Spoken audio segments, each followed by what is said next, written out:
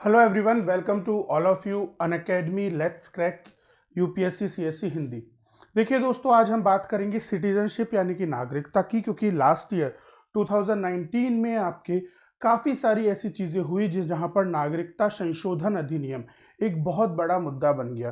तो देखिए, यहाँ पर कुछ चीज़ें चेंज जरूर हुई हैं, पर आपके नागरिकता से एक या दो क्वेश्चन प्रीलिम्स में इस बार ज़रूर आ सकते हैं। तो इसीलिए थोड़ा सा तरीके से कॉन्सेप्चुअल चीज़ों के साथ में नागरिकता को समझेंगे। आपने ज़रूर नागरिकता सिटीजनशिप हमारे लक्ष्मीकांत में ज़रूर पढ़ी होगी, पर उसके पीछे क्या कहानियां हैं, कौन कौन सी चीज़ें किस आधार पर जोड़ी गई हैं, ताकि आप एक लंबे टाइम तक इन चीज़ों को एक सस्टेन्ड और एक डिटेल्ड मैनर में समझ सकें। इसीलिए आज हम इन चीज़ों पर चर्चा करेंगे और लास्ट में नागरिकता पर कब और कैसे क्वेश्चन आए उस पर भी बात करेंगे।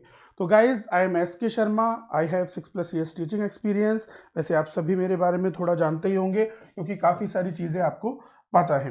तो देखिए दोस्तों, यहाँ पर आपको एक साथ सभी क्लासेस की पीडीएफ मिल जाएगी, तो घबराने वाली कोई बात नहीं है। कंप्लीट पीडीएफ यहाँ पर आपको अवेलेबल हो जाएगी। तो देखिए, अनअकैडमी पर आपके नए ऑसम कोर्सेज अवेलेबल हैं। अनअकैडमी पर आपका चैंपियंस बैच आ चुका है। कंप्लीट आपके काफ़ी सारे नए नए बैचेस तो आ ही रहे हैं, पर मेरा पर्सनल सजेशन आपको यही होगा कि आप जो अभी चैंपियंस बैच आया है, जो कि स्पेशली डिज़ाइन किया गया है प्रीलिम्स के लिए, तो उसे आप जरूर ज्वाइन कीजिएगा, क्योंकि सिर्फ 6 महीने बचे हैं हमारे प्रीलिम्स के। तो देखिए, यहाँ पर आप सब्सक्रिप्शन के लिए आइकॉनिक और प्लस दो टाइप के सब्सक्रिप्शन ले सकते हो।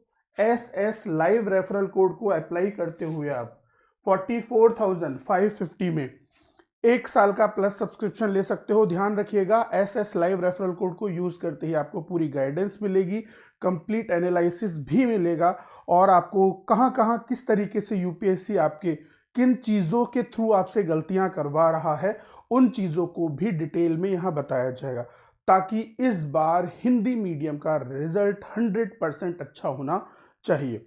अगर आप नए बच्चे हो, 2022 और 23 की तैयारी कर रहे हो, तो मैं कहूँगा कि आप आइकॉनिक सब्सक्रिप्शन ले लीजिए, बिकॉज यहाँ पर आपको एक पूरी टीम शुरू से गाइड करती हुई दिखाई देगी। तो यहाँ पर एक साल का जो सब्सक्रिप्शन है, उसमें पहले रेफरल कोड SSLIVE लगाओ, SS live referral code use करो, और 62,000 में एक साल का कोर्स ले सकते हो। 2 साल का कोर्स आप 96,300 में ले सकते हो, और 3 साल का कोर्स आप 1,26,900 में ले सकते हो। तो इस तरीके से आप SS लाइव रेफरल कोड को यूज कर सकते हैं। ध्यान रखिएगा दोस्तों, ऑप्शनल्स की क्लासेस अगर आप लेना चाहते हैं, तो SS लाइव रेफरल कोड के साथ आप 6 महीने का ऑप्शनल 20,250 में ले सकते हो, और एक साल का ऑप्शनल आप 24,750 में ले सकते हो। तो इस तरीके से आप ऑप्शनल की क्लासेस भी यहाँ पर चूज कर सकते हो। और अगर आप एक कॉम्बो ऑफर लेना चाहते हो, जिसमें आपको प्लस की जीएस की क्लासेस और ऑप्शनल दोनों मिल जाएं, तो आप वो भी चूज कर सकते हैं 70,000 के अंदर। और देखिए दोस्तों, हमारी जो डेली प्रीलिम्स बूस्टर क्लासेस हैं वो चल रही हैं, जिसमें अभी आपके मैप सीरीज चल रहा है। तो देखो, मैप्स को हम अभी ही खत्म कर रहे हैं, तो रात को आने वाली ये प्रीलिम्स बूस्टर क्लासेस सभी बच्चे ज्वाइन करें और इस मैप सीरीज का फायदा उठाएं। तो अभी हम आपके लेटेस्ट जितने भी चीज़ें न्यूज़ में रही हैं, मैप की लोकेशंस, वो भी कर रहे हैं, और कुछ पुरानी इंपॉर्टेंट चीज़ों पर भी डिस्कशन हो रहा है। तो it is very very useful map series. तो रात को 10 बजे आप स्पेशल क्लास के फॉर्म में मैप सीरीज को देख सकते हो, तो डोंट मिस इट गाइड। और देखिए दोस्तों, 6 महीने के नए बैचेस अवेलेबल हैं, तो इस चैंपियंस बैच को आप ज्वाइन कर सकते हो। और खासकर 2022 और 23 वाले बच्चों के लिए भी लेटेस्ट बैच आ गया है। तो ये एक कॉम्प्रिहेंसिव बैच होगा 2022-23 वाले बच्चों के लिए, तो वो थोड़ा सा अभी से ही अपनी प्रिपरेशन को सही दिशा दे दे। और एक और इन्फॉर्मेशन मैं आपको देना चाहूँगा कि हमारे जो आइकॉनिक सब्सक्रिप्शन है, इसकी फीस बढ़ने वाली है। तो आइकॉनिक सब्सक्रिप्शन की फीस बढ़े उससे पहले आप इसे ज्वाइन कर लीजिए, बिकॉज ये आपके लिए काफ़ी ज़्यादा यूजफुल होगा। अदरवाइज सेम चीज़ का आपको ज़्यादा प्राइस पे करना पड़ जाएगा। तो फटाफट डिसीजन लो और आइकॉनिक सब्सक्रिप्शन को ज्वाइन कर लो। और रेफरल कोड, आपका रेफरल कोड है SS लाइव SSLIV। तो चलिए दोस्तों, नागरिकता हर किसी देश के लिए सबसे महत्वपूर्ण होती है, नागरिकों के लिए सबसे महत्वपूर्ण होती है, क्योंकि जैसे कि अगर आपसे आपका सरनेम छोड़ दिया जाए, आपका सरनेम ही अगर आपके पास ना हो, तो फिर आप क्या करोगे। तो इसीलिए नागरिकता सबसे ज़्यादा ज़रूरी चीज़ों में हो जाती है, क्योंकि यही चीज़ आपका प्रमाण होती है कि आप इस देश के नागरिक हो। सिटीजनशिप, तो जब आपको सिटीजनशिप मिलती है तभी आपके पास वो आधारभूत मूल अधिकार मांगने की शक्ति भी आती है। इवन आप कह सकते हो कि भारत का संविधान आपको जो सभी चीज़ें प्रोवाइड करवाता है वो केवल आप तब एक्सरसाइज कर सकते हो जब आपके पास नागरिकता हो। अगर नागरिकता ही नहीं है तो फिर आप किसी भी और चीज़ को एक्सरसाइज नहीं कर पाओगे। पर हाँ, यहाँ पर कुछ विदेशी शत्रुओं पर प्रतिबंध लगाने का काम भी नागरिकता करती है। विदेशी शत्रु मतलब एक ऐसे देश जिनसे हमारा कोई युद्ध चल रहा हो, कोई कलेश चल रहा हो, और वहाँ के जो नागरिक होंगे वो विदेशी शत्रु के रूप में जाने जाएंगे। तो उन पर हम प्रतिबंध लगा सकते हैं, कुछ उनके अधिकारों को हम कंट्रोल कर सकते हैं, रोक सकते हैं, हनन कर सकते हैं। तो वो चीज़ें भी नागरिकता के आधार पर ही दी जाएंगी। तो चलिए जानते हैं आधारभूत चीज़ें जो कि हमारी नागरिकता से संबंधित है। तो इसकी पृष्ठभूमि में सबसे पहले आपके जो सबसे इंपॉर्टेंट चीज़ होगी कि आधुनिक राज्यों की तरह ही भारत में भी दो तरीके के लोग रहते हैं। एक तो होते हैं हमारे सिटीजन नागरिक, और एक होते हैं विदेशी, जो कि या तो वीज़ा के थ्रू हमारे यहाँ पर आए होंगे या फिर उनके पास कोई वर्क परमिट होगा। तो उसी आधार पर या तो विदेशी होते हैं या फिर हमारे भारत के नागरिक होते हैं। नागरिक सदैव हमारे भारत के राज्य के पूर्ण सदस्य होते हैं और उनकी पूर्ण निष्ठा राष्ट्र के प्रति होती है। तो राष्ट्र का सम्मान करना, राष्ट्र की चीज़ों को आगे बढ़ाना, देशभक्ति रखना, ये सब चीज़ें हम एक्सपेक्ट उसी से कर सकते हैं जो कि भारत का नागरिक हो, जो कि पूर्णतः यहाँ पर आपके रक्षा करता हो। तो ये जो भारत के नागरिक होते हैं इनको दो प्रकार के अधिकार दिए जाते हैं। एक होते हैं सिविल अधिकार और दूसरा होते हैं राजनैतिक अधिकार। राजनीतिक अधिकारों का मतलब ये है कि जैसे कि आप 18 वर्ष की उम्र के बाद में अपने वोट का, मताधिकार का यूज़ कर सकते हो, और आपके किसी भी इलेक्शन को आप उसकी योग्यता अगर फुलफिल करते हो तो बिल्कुल आप इलेक्शन भी लड़ सकते हो। तो ये हमारे राजनीतिक अधिकार, पॉलिटिकल राइट्स होंगे। वहीं पर सिविल राइट्स की बात की जाए तो उसमें हमारे देश के संप्रभुता अखंडता को बनाए रखना भी हमारा सिविल राइट्स है, और वैसे ही हमारे लॉ एंड ऑर्डर को कंटिन्यूस रखना, लॉ एंड ऑर्डर को सही तरीके से मेंटेन रखना, ये भी सिविल अधिकारों का ही पार्ट हो जाता है। और भी कई प्रकार के सिविल अधिकार हमें दिए जाते हैं, जैसे कि आपको संपूर्ण न्याय मिलेगा, चाहे वह सामाजिक दृष्टि से हो, कोई छुआछूत नहीं की जाएगी, और भी कई अन्य प्रकार के सिविल अधिकार आपको देखने को मिलेंगे। तो ध्यान रखिएगा कि भारत के नागरिकों को दो अधिकार दिए जाते हैं, एक है मत राजनीतिक अधिकार और दूसरा है सिविल अधिकार। सिविल और राजनीतिक अधिकार हमें जब प्राप्त होंगे, और वहीं पर जो आपके विदेशी लोग होते हैं वह किसी भारत के राज्य के नाम से ही अन्य किसी राज्य के, जैसे बांग्लादेश के नागरिक हो सकते हैं, पाकिस्तान के हो सकते हैं, अमेरिका के, ब्रिटेन के हो सकते हैं, इसलिए उन्हें सभी राजनीतिक, ध्यान रखिएगा, सभी नागरिक यानी कि सिविल अधिकार और सभी राजनीतिक अधिकार प्राप्त नहीं होते हैं। तो इस पर प्रश्न आया हुआ है आपके प्रीलिम्स में। तो ध्यान रखिएगा कि जो विदेशी नागरिक होंगे उन्हें सभी नागरिक और सभी राजनीतिक अधिकार प्राप्त नहीं होंगे। इन्हें कुछ राजनीतिक और कुछ नागरिक अधिकार प्राप्त होंगे, सभी अधिकार प्राप्त नहीं होंगे। जैसे कि अगर कोई विदेशी नागरिक चाहे तो वह राष्ट्रपति के पद के लिए चुनाव नहीं लड़ सकता है। तो इस प्रकार के कई प्रतिबंध विदेशी नागरिकों पर लगा दिए जाते हैं। तो सभी वर्ड को ध्यान रखिएगा आपके, जैसे कि अगर आपका स्टेटमेंट इस तरीके का हो प्रीलिम्स में कि क्या विदेशी नागरिकों को आपके नागरिक और राजनीतिक अधिकार प्राप्त होते हैं, तो बिल्कुल होते हैं, परंतु सभी नागरिक और सभी राजनीतिक अधिकार प्राप्त नहीं होते हैं। तो ये जो सभी वर्ड है इस पर आपका ध्यान रखना काफी ज्यादा जरूरी हो जाएगा। फिर देखिए दोस्तों, यहाँ पर राष्ट्रीयता और नागरिकता के मुद्दों पर हम बात करें, खासकर यहाँ पर बच्चों को दो चीज़ों पर काफ़ी डाउट होता है कि राष्ट्रीयता और नागरिकता में अंतर क्या है। सिटीजनशिप, आप सिटीजन कब कहलाते हो, और आप इंडियन यानी कि नागरिक, भारतीय नागरिक कब कहलाते हो। तो देखो, राष्ट्रीयता क्या है, राष्ट्रीयता सदैव हमेशा हमें उस व्यक्ति की जन्मभूमि से पता चलती है कि भारत के किस किस, कोई भी व्यक्ति किस राष्ट्र में पैदा हुआ, वहीं से उसकी राष्ट्रता निर्धारित हो जाती है, यानी कि जन्म के आधार पर उस व्यक्ति की राष्ट्रता निर्धारित हो जाएगी। तो यानी कि व्यक्ति किस मूल का है, कहां से उसका ओरिजिन है, यह उसकी नेशनैलिटी, राष्ट्रीयता बताती है। तो राष्ट्रीयता क्या है? राष्ट्रीयता एक व्यक्ति को कुछ अधिकारों और कर्तव्यों को प्रदान करती है, परंतु नागरिकता आपको सभी कर्तव्यों को प्रदान कर सकती है।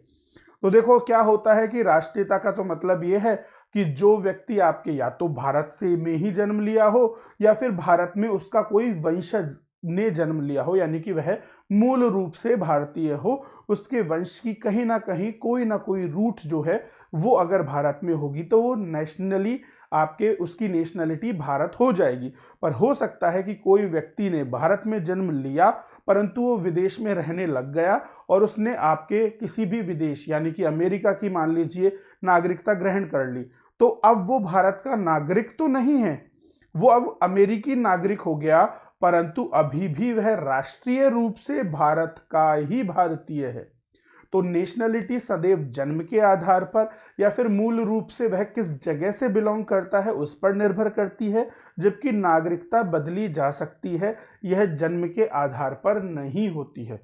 तो ये एक महत्वपूर्ण बिंदु आपको ध्यान रखना होगा। यानी कि एक राष्ट्र अपने नागरिकों को विदेशी आक्रमण से सुरक्षा प्रदान करेगा, जिसके बदले वह नागरिकों से यह उम्मीद करता है कि वह भी राष्ट्र के प्रति कुछ कर्तव्यों की रक्षा करे। जैसे कि आप सभी लोगों को अपना जीवन जीने का अधिकार भारत और भारत का संविधान देता है, आप अपने अनुसार कार्य कर सकते हो, उसकी आपको एक फिक्स सैलरी मिलेगी, आप अपने उत्तरोत्तर विकास की बात कर सकते हो और उन सभी चीज़ों को अरेंज करना जो कि आपके विकास में सहायक होंगे, वो हमें भारत राष्ट्र ही उपलब्ध करवाता है। तो ये सिर्फ नागरिकों के लिए होता है। कोई विदेशी आदमी आएगा तो उसकी हमारी जिम्मेदारी नहीं है कि उसको जॉब मिलनी चाहिए, पर कोई नागरिक है तो हम कोशिश करेंगे कि उसे जॉब मिले, वह भी संपन्न हो और अपना विकास कर सके।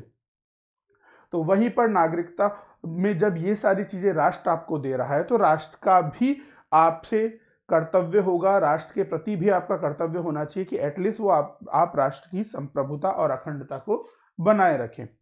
तो इसीलिए अंतर्राष्ट्रीय सम्मेलनों के अनुसार कहा गया है कि हर संप्रभु देश अपने देश के कानून के अनुसार यह तय कर सकता है कि कौन व्यक्ति उस देश का सदस्य बन सकता है। तो यह सभी रूप से अगर कोई भी संप्रभु देश है, अर्थात एक ऐसा देश जिसके निर्णयों में सिर्फ और सिर्फ उस देश की ही चलती है और किसी की नहीं चलती है, किसी और देश का इन्फ्लुएंस नहीं है, तो वो देश खुद अपनी निर्णय ले सकता है, अपनी संप्रभुता का, अपनी चीजों का डिसीजन ले सकता है। तो जो भी देश होगा वो अपनी संप्रभुता का, अपनी चीजों का अगर डिसीजन लेता है तो डेफिनेटली उसके अकॉर्डिंग ही वो काम करेगा। तो ध्यान रखिएगा यहां पर कोई भी केवल और केवल संप्रभु राष्ट्र, अगर हाँ आप कोई उपनिवेश हो या फिर किसी और राज्य के अधीन हो या फिर उस राज्य के कोई ऐसी संधि आपने कर रखी है जिसके अनुसार आपको किसी अन्य राष्ट्र से कुछ सजेशन लेने पड़ते हैं,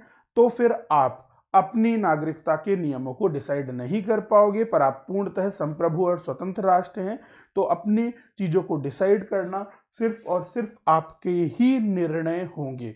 तो ये चीज ध्यान रखिएगा। और फिर बात करते हैं दोस्तों नागरिकता की। तो देखो नागरिकता आपके किसी भी सरकार द्वारा दी जाती है और पूर्ण रूप से है सरकार के द्वारा ही डिसाइड की जाएगी। तो जब व्यक्ति कानूनी औपचारिकताओं का अनुपालन करता है तो इस प्रकार नागरिकता के आधार पर व्यक्ति को की जन्मभूमि का पता नहीं लगाया जा सकता। जैसा कि अभी कहा था कि राष्ट्रीयता नेशनलिटी में सदैव आपको जन्म के आधार पर आपकी जो भी जन्मभूमि है उसी के आधार पर आपको निर्णय लेना होगा, परंतु यहाँ पर आपके जब नागरिकता की बात की जाएगी तो नागरिकता में जन्मभूमि का कोई संबंध नहीं होगा। हाँ, जन्मभूमि एक आधार बन सकती है कि जिसके आधार पर आपको नागरिकता मिले, परंतु प्रत्येक व्यक्ति जो कि भारत में जन्म लिया है उसके पास भारतीय नागरिकता हो ये जरूरी नहीं है। उदाहरण हम दे चुके हैं कि अगर किसी और देश की नागरिकता आप ग्रहण करोगे तो अपने आप भारत की नागरिकता आपकी खत्म हो जाएगी। तो ये चीज आपको ध्यान में रखनी होगी। तो एक बार कोई व्यक्ति किसी देश का नागरिक बन सकता है तो उसे देश की राष्ट्रीय आयोजनों जैसे कि वोट डालने का अधिकार, नौकरी पाने का अधिकार, मकान खरीदने का अधिकार, कहीं पर भी रहने का अधिकार मिल जाता है। जैसे कि कोई भी देश है अगर उसके कुछ मूलाधिकार होंगे, जैसे कि कहाँ पर वो जॉब कर सकता है, किस आधार पर वो जॉब कर सकता है, कहाँ कहाँ उसे कार्य करना चाहिए, इन सभी चीज़ों को वो ग्रहण कर पाएगा। तो ध्यान रखिएगा, यहाँ पर आपको ये सभी सुविधाएं केवल और केवल तब मिलेंगी जब आप भारत के नागरिक हो। केवल राष्ट्रीयता से, भारतीय होने से आपका ये सब चीजें आपको नहीं मिलेगी। आपको कानूनी रूप से, औपचारिक रूप से भारत का नागरिक होना पड़ेगा। आपके पास birth certificate, voter ID card, Aadhaar card या फिर कोई अन्य प्रकार का ऐसा कार्ड जो कि भारत सरकार के द्वारा वैध घोषित किया गया हो, वो होना चाहिए। जब इन कानूनी औपचारिकताओं को आप पूरा करते हो तभी ये सभी प्रकार के सिविल यानी कि नागरिक और आपके जो हमारे राजनीतिक अधिकार हैं वो आपको मिलते हैं। तो इस चीज को ध्यान रखिएगा। फिर देखिए दोस्तों, भारतीय संविधान में नागरिकों को अधिकार देने के साथ कुछ कर्तव्यों का भी पालन करना होता है, क्योंकि देखो जब आपको कुछ फैसिलिटी मिलेगी तो डेफिनेटली आपकी कुछ ना कुछ रेस्पॉन्सिबिलिटी भी होती है। तो अधिकार सदैव कर्तव्यों के साथ में आते हैं। Huge power comes from huge responsibility. हमेशा जब भी कोई बड़ा अधिकार मिलता है तो वह बड़ी शक्तियों के साथ में ही आता है, और बड़ी शक्तियां सदैव आपके उत्तरदायित्वों को लेकर आती हैं। तो बिल्कुल वैसे ही यहाँ पर नागरिकों का जो अधिकार है वह सदैव कुछ कर्तव्यों को निभाने पर जोर देता है। जैसे कि भारतीय नागरिक होने के नाते हमें करों का भुगतान करना चाहिए, राष्ट्रीय प्रतीकों का हमें सम्मान करना चाहिए, राष्ट्रगान का हमें सम्मान करना चाहिए, और महिलाओं की अस्मिता का रक्षा करना चाहिए, और अगर जरूरत पड़ती है तो देश की रक्षा के लिए भी हमें लड़ना चाहिए। जैसे कि चाइना से जब युद्ध हुआ था तो बहुत सारे नागरिक गए थे और उन्होंने आपके सैनिक बल के अंदर भाग लिया था और देश के खिलाफ लड़ने वाले लोगों से युद्ध भी किया था। तो बिल्कुल वैसे ही हमारा भी एक कर्तव्य है कि जब देश की इस राष्ट्रभूमि को हमारी जरूरत आन पड़े तो हमें आगे बढ़ चढ़कर भाग लेना चाहिए, क्योंकि यह हमारा राष्ट्रीय दायित्व, यह हमारा राष्ट्रीय कर्तव्य हो जाता है। तो इस चीज को आप थोड़ा सा ध्यान रखिएगा। इसी प्रकार से देखिए, सिर्फ और सिर्फ वेरी वेरी इंपॉर्टेंट टॉपिक, तो ध्यान रखना, इट इज वेरी इंपॉर्टेंट कि आपके भारतीय नागरिकों के अधिकार और विशेषाधिकार, ऐसी चीजें जो कि भारतीय नागरिक ही फॉलो करते हैं, क्या क्या अधिकार हैं, क्या क्या विशेषाधिकार है भारतीय नागरिकों के, इस पर थोड़ा सा नजर डालते हैं।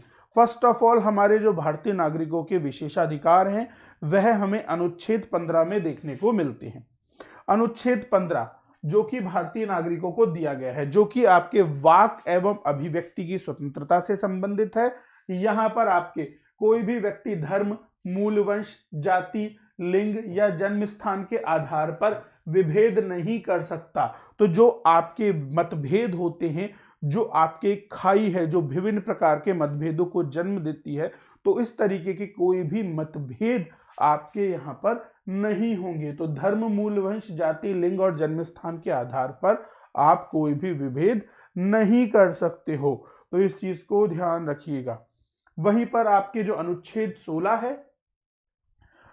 16 है वह आपके लोक नियोजन के विषय में समता का अधिकार देता है। ध्यान रखिएगा, यहां पर इक्विटी नहीं है, इक्विटी है, यहां पर इक्वेलिटी नहीं है। समता मिलेगी पब्लिक ऑफिसेज में आपको, यानी कि समान परिस्थितियों में समान तरीके की व्यवस्थाएं आपके लिए होंगी, यही समता है। अगर आपकी परिस्थिति असमान है तो आपके लिए जो कार्य होंगे वह भी असमान ही होंगे। तो इसीलिए आपके आरक्षण का जो प्रावधान है वह भी अनुच्छेद 16 में आपको दिया गया है। ऐसे ही अनुच्छेद 19 जो कि वाक और अभिव्यक्ति की स्वतंत्रता की बात करता है, आप किसी भी सम्मेलन, संघ, संचरण, निवास और व्यवसाय की स्वतंत्रता को रखते हैं। तो अनुच्छेद 19 हमें इस प्रकार की वाक और अभिव्यक्ति की स्वतंत्रता देता है।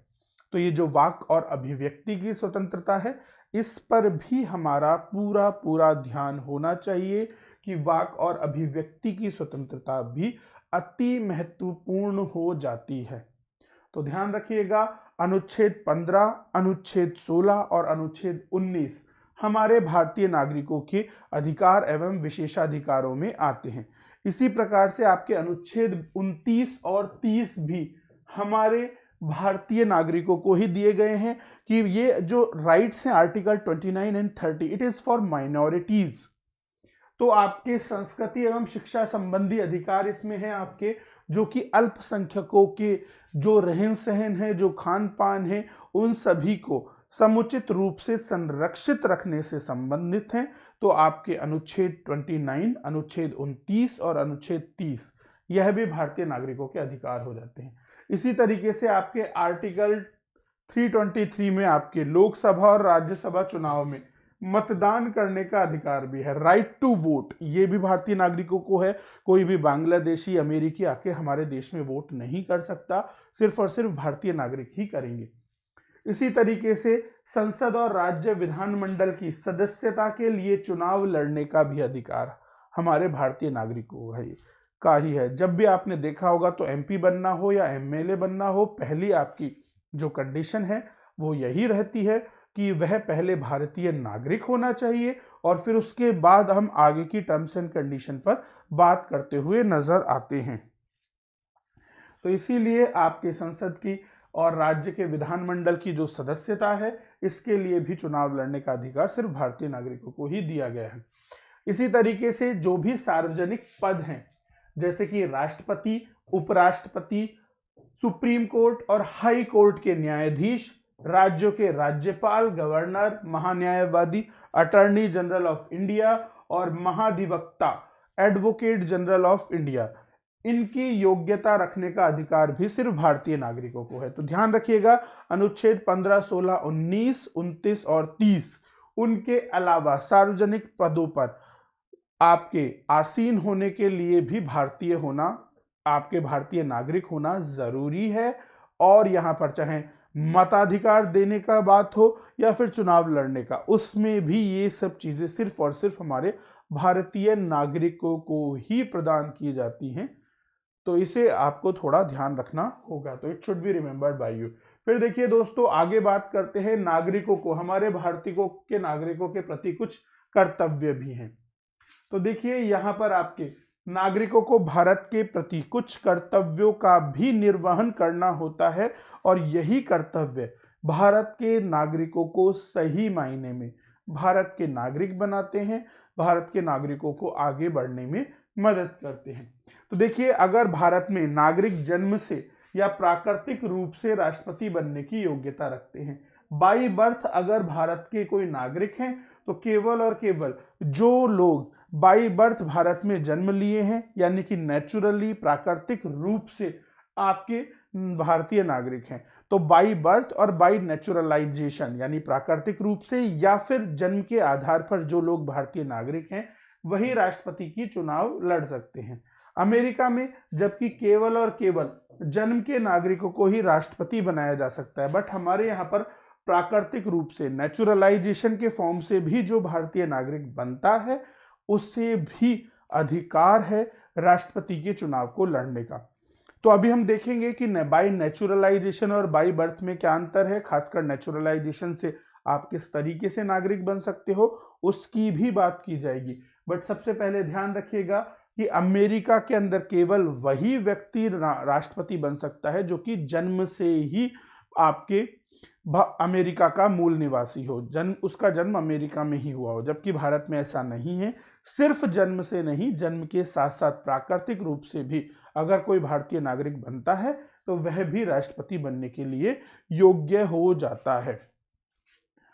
अब कुछ संवैधानिक आपके उपबंधों की हम बात करते हैं, जो कि नागरिकों के अधिकार हो सकते हैं, आपके संवैधानिक कोण हो सकते हैं। तो देखिए, आपके किस तरीके से नागरिकता हमारे संविधान में कहाँ दी गई है, उस पर थोड़ी चर्चा हो जाए।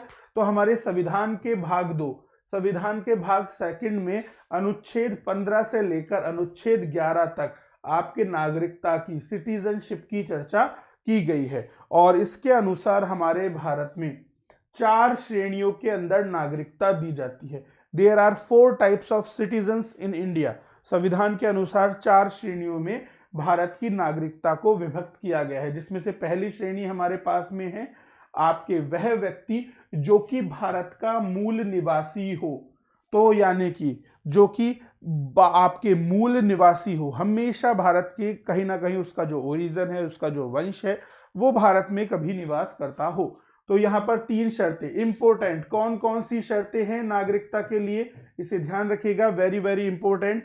तो पहली बात, वह होगा मूल निवासी भारत का जो कि जिसका जन्म ही भारत में हुआ हो। या फिर दूसरी कंडीशन, जिसके माता पिता में से किसी एक का जन्म या फिर दोनों का जन्म आपके भारत में हुआ हो, या तो खुद का जन्म नहीं तो उसके माता पिता का जन्म हुआ हो, या फिर आपके संविधान लागू होने से 5 वर्ष पहले वह भारत में रह रहा हो, जो कि अनुच्छेद 5 में दिया गया है। संविधान हमारा लागू हुआ था 1950 में, सभी को पता होगा 26 जनवरी 1950 को हमारा संविधान लागू हो रहा था, यानी कि इससे 5 वर्ष पहले से, यानी कि 1945 से व्यक्ति जो भी भारत में रह रहा है वो और उसके सभी आने वाले वंशज, उन सभी को भारतीय नागरिकता मिल जाती है कि ये मूल रूप से भारत के ही निवासी हैं।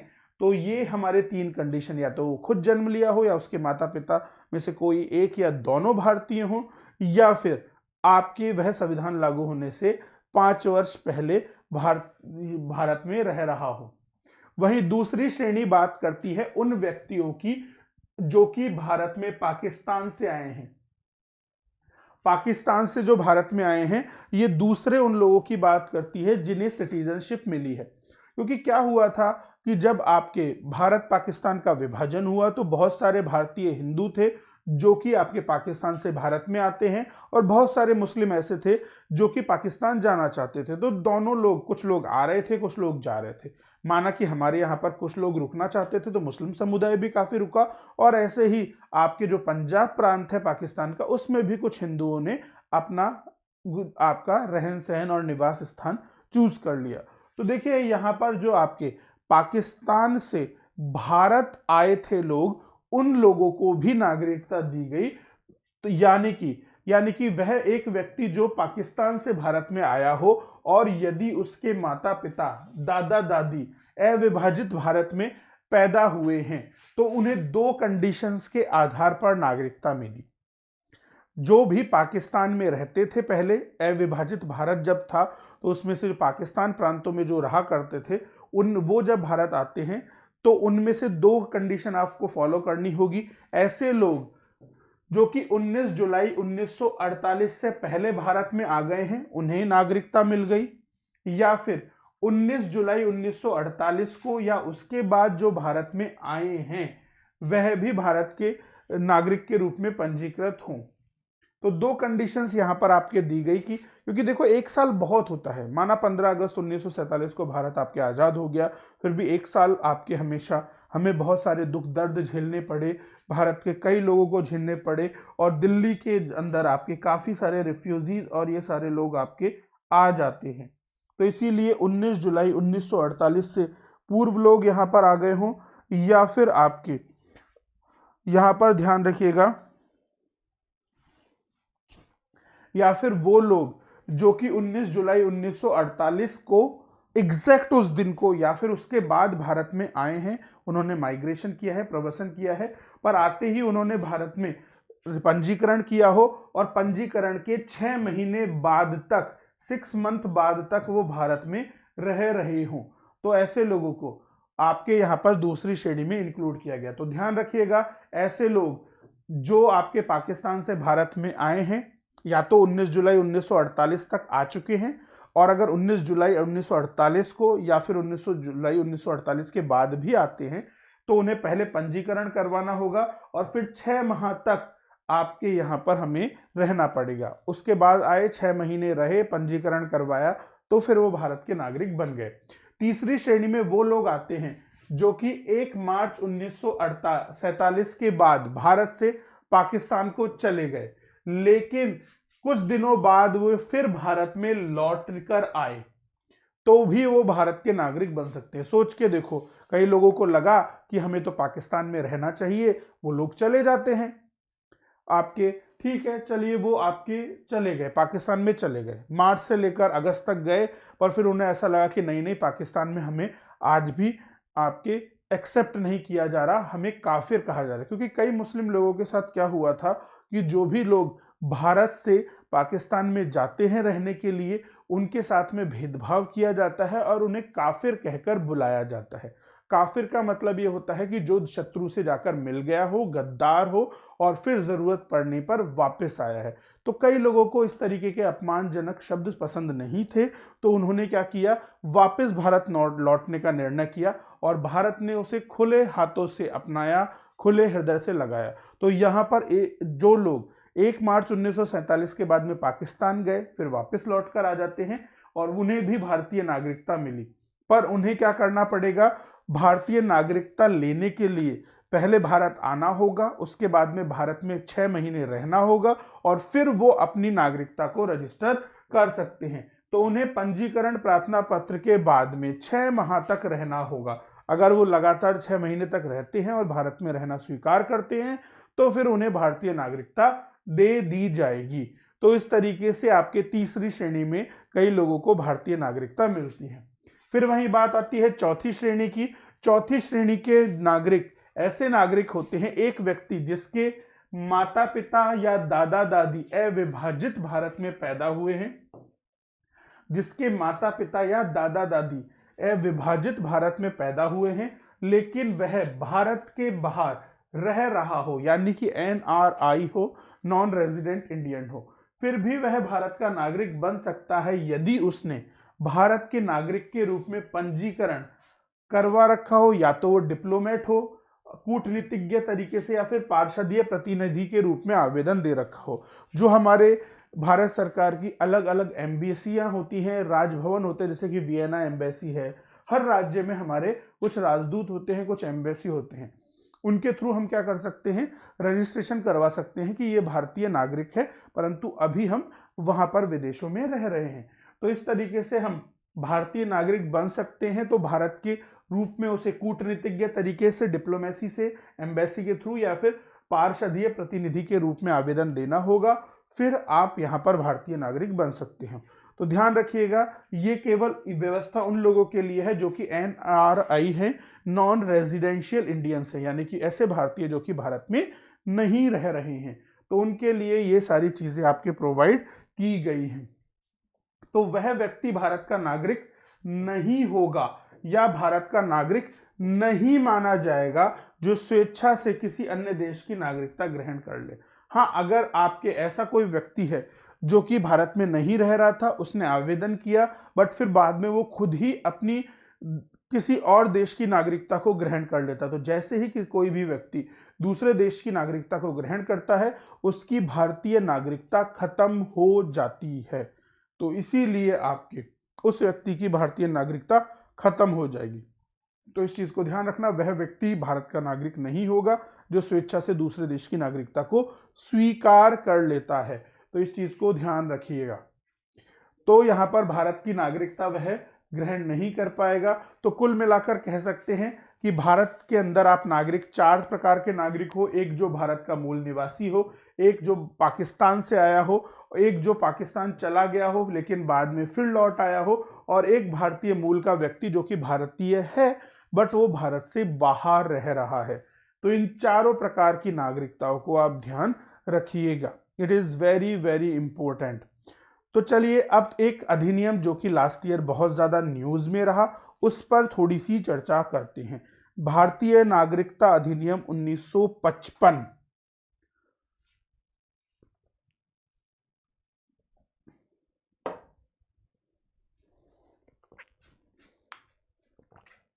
तो देखिए, भारतीय नागरिकता अधिनियम 1955 बताता है कि किन चीजों को करने से आप भारतीय नागरिकता को ग्रहण कर सकते हो और किन चीजों को करने से आपकी नागरिकता समाप्त हो जाएगी। तो नागरिकता अधिनियम 1955 बताता है कि किस किस तरीके से आप नागरिकता को ग्रहण करोगे और किस किस तरीके से आप भारतीय नागरिकता को छोड़ सकते हो। तो देखिए, भारतीय नागरिकता अधिनियम 1955 ने राष्ट्रमंडल नागरिकता भी दी थी। पहले क्या थे, हम कॉमनवेल्थ के सदस्य हैं। ब्रिटिशर्स ने कहा कि जो जो देश आपके ब्रिटिश के उपनिवेश रहे हैं वे अगर खुद चाहते हैं तो राष्ट्रमंडल की सदस्यता ले सकते हैं, कॉमनवेल्थ की सदस्यता ले सकते हैं। हमने ग्रहण की सदस्यता, तो इसीलिए हमारे शुरुआत में नागरिकता अधिनियम जो है 1955 आपके राष्ट्रमंडल सदस्यता भी प्रदान करता है। तो इस चीज को ध्यान रखिएगा। फिर अभी आपके नागरिकता संशोधन अधिनियम 2003 आया और फिर ये जो राष्ट्रमंडल की जो नागरिकता है 2003 के संशोधन के बाद में खत्म कर दी गई, यानी कि अब हमारे देश में कोई राष्ट्रमंडल सदस्यता नहीं दी जाती है। ठीक है, तो पहले बात करते हैं कि किन तरीकों से अगर आप चाहो तो भारत की नागरिकता को प्राप्त कर सकते हो। तो देखिए, हम 5 तरीके से, टोटल 5 मेथड्स हैं जिसके माध्यम से आप भारत की नागरिकता को ग्रहण कर सकते हैं। पहला हमारे पास तरीका है, आपके यहां पर हमारे जन्म से हमें भारतीय नागरिकता मिली हो, बाई बर्थ।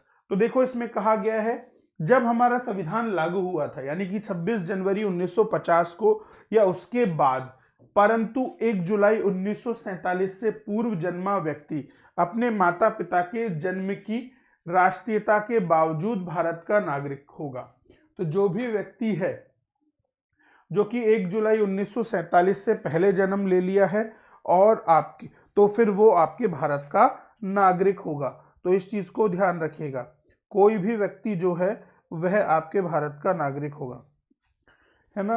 तो पहली ये तो कंडीशन बहुत इजी सी है कि 1947 के बाद में, 1 जुलाई 1947 की से पहले कोई भी जन्मा है तो वो तो डेफिनेटली भारत का नागरिक होगा ही होगा। और इसी चीज पर मोहर लगी जब हमारा संविधान लागू हुआ 26 जनवरी 1950 को। पर यहाँ पर एक और कंडीशन है, 1 जुलाई को या उसके बाद जन्मा व्यक्ति, अगर कोई भी व्यक्ति जो कि 1 जुलाई 1947 के बाद जन्मा है तो वह केवल तभी भारत का नागरिक होगा जब जन्म के समय उसके माता पिता में से कोई एक भारत का नागरिक हो। जब वह जन्म लिया है तो उसके माता पिता या फिर आपके उसमें से कोई एक उसका भारत का नागरिक हो। तो ध्यान रखिएगा, यहां पर आपके केवल और केवल 1 जुलाई 1947 के बाद में व्यक्ति को भारत का नागरिक तभी माना जाएगा जब उसके माता पिता में दोनों में से एक या फिर दोनों ही आपके उसके क्या हो, भारतीय नागरिक हो। और दूसरी बात, आपके उन दोनों माता पिता में से कोई भी, उसके जो भी माता पिता हैं उनमें से कोई भी अवैध नागरिक ना हो। अवैध नागरिक अगर कोई होगा, जैसे कि कई लोग क्या होते हैं, घुसपैठ कर घुस गए थे भारत के अंदर, जैसे कि बांग्लादेश से, पाकिस्तान से, तो अवैध नागरिक नहीं होना चाहिए। उनके माता पिता में से अगर कोई भी अवैध नागरिक हुआ तो फिर ये बाई बर्थ नहीं माना जाएगा।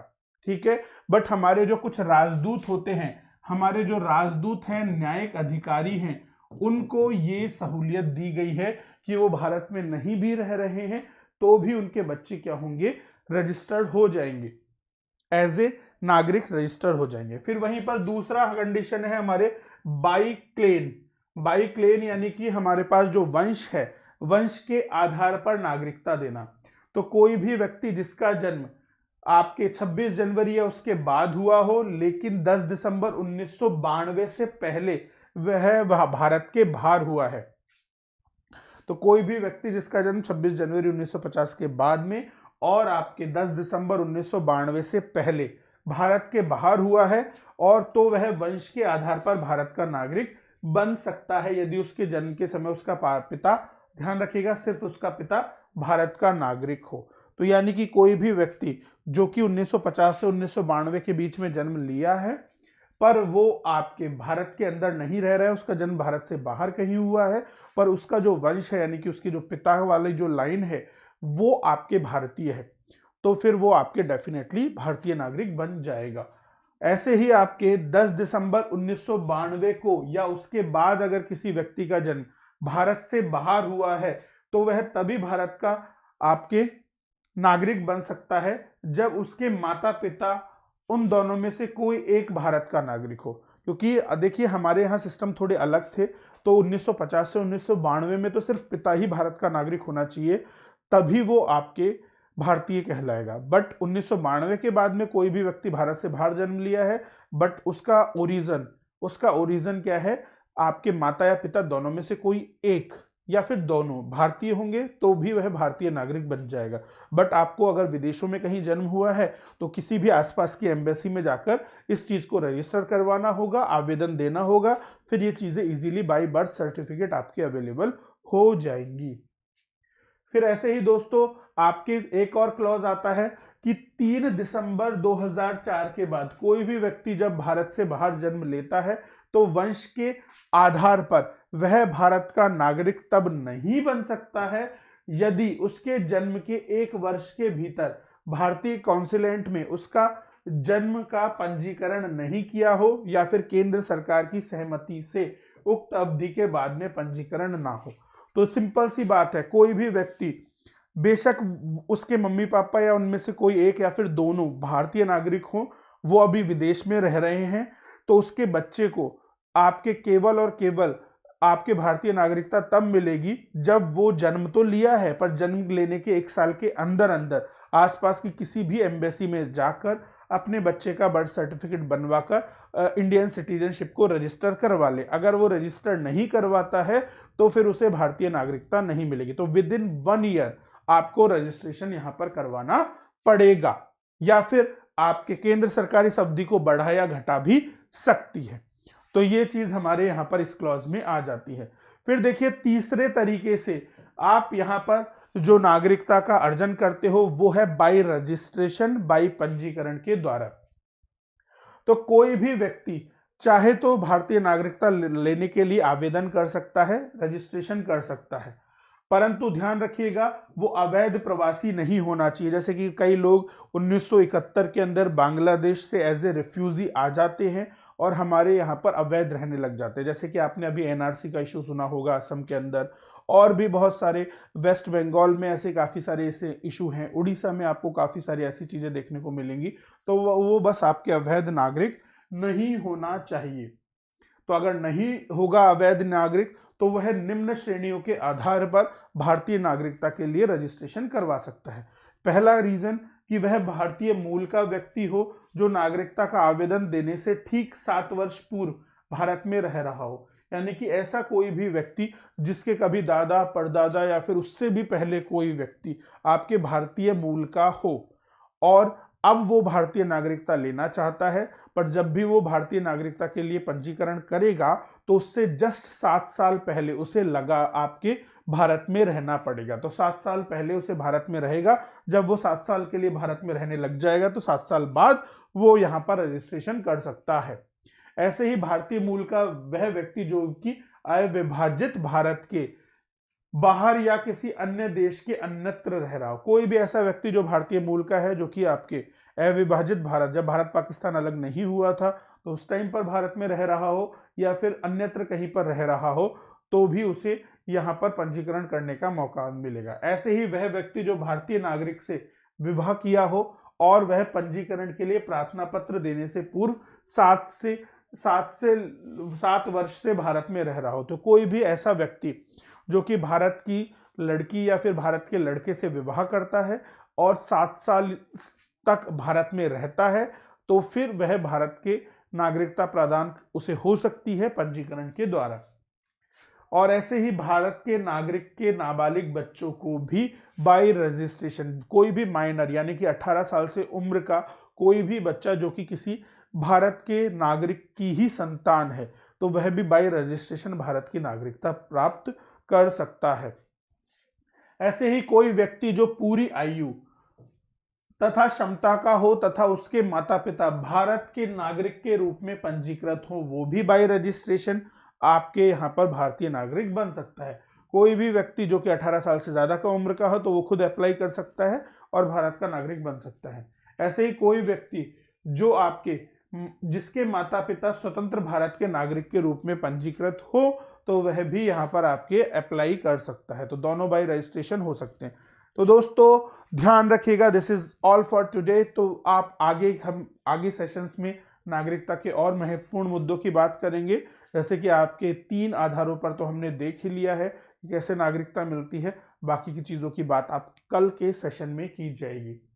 तो देखिए दोस्तों, अनअकैडमी कॉम्बैट जिसमें आप काफ़ी एक्साइटिंग प्राइजेस जीत सकते हो, तो डोंट मिस दिस कॉम्बैट। काफ़ी एक्साइटिंग कॉम्बैट हो रहे हैं, फ्री ऑफ कॉस्ट है, तो बिल्कुल आपको नेशनल लेवल पर आपकी प्रिपरेशन जांच करनी चाहिए। और ध्यान रखिएगा, मेरा मोस्ट अवेटेड कोर्स आ रहा है, तो मेरा most awaited course Indian economy का आ रहा है अनअकैडमी प्लस पर, है ना। काफ़ी दिनों से बच्चे इंतजार कर रहे थे कि सर इकोनॉमी कब लेकर आओगे, कब लेकर आओगे। तो यहाँ पर most awaited course Indian economy का आपके आ रहा है 5 जनवरी से, तो डोंट मिस इट। इस बार हम यहाँ पर 100%, पिछली बार जब प्रीलिम्स हुआ था तो लगभग 70% क्वेश्चन सीधे सीधे मेरे इंडियन इकोनॉमी में से पढ़ाए हुए में से आए थे। इस बार हमारा टारगेट बड़ा है तो मेहनत भी बड़ी करनी होगी। इस बार हम टारगेट करेंगे कि 95% या उससे भी ज्यादा क्वेश्चन सीधे सीधे इंडियन इकोनॉमी में से आए। तो उसे ज्वाइन करने के लिए आप SSLIVE रेफरल कोड को याद रखें और SS लाइव रेफरल कोड को ज्वाइन कर ले। तो ध्यान रखिएगा, प्रॉपर गाइडेंस भी मिलेगी, सारे नोट्स भी मिलेंगे। इस बार बहुत कुछ प्लान किया गया है आप सभी के प्रीलिम्स के लिए। बहुत सारी मीटिंगों के बाद में बहुत कुछ अच्छा आपको देखने को मिलेगा, तो डोंट मिस इट। इस बार अनअकैडमी ही आपको प्रीलिम्स के फाइनल रिजल्ट में दिखाई देगा। तो don't waste time, just join Unacademy with SS live referral code. Thank you to all of you guys, happy learning to all of you.